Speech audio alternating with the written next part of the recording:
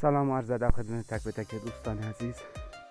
دوستان امروز در یکی از کارشناسی همون به یکی از موارد فوق العاده جالب برخوردیم.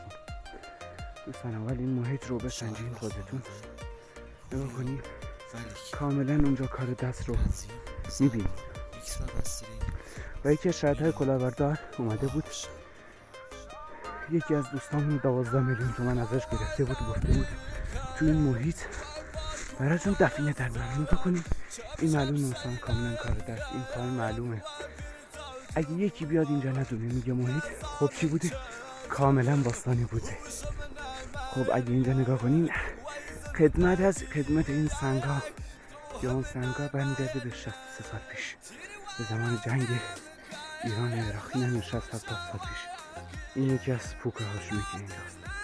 دوستان لطفا گول همچین چیزهایی رو نخورین. درسته اینجا اگه واقعا یه منطقه باستانی بود خدمتش میرسید به 1000 سال پیش و یکی از مناطق خوب کشورمون در میومد، ولی میبینیم که اینجا کاملا اگه کسی ندونه فکر میکنیم مناطق مال 1000 سال پیشه و سیستم میاره و یکی از جای بزرگ دست خودشه، ولی اینجا هیچی نیست جز سنگ، جز خرابه. اینجا هیچی نیست. لطفا دوستان وقت خودتون رو نذاری برای این کارشناسا و پولتون هدر ندید.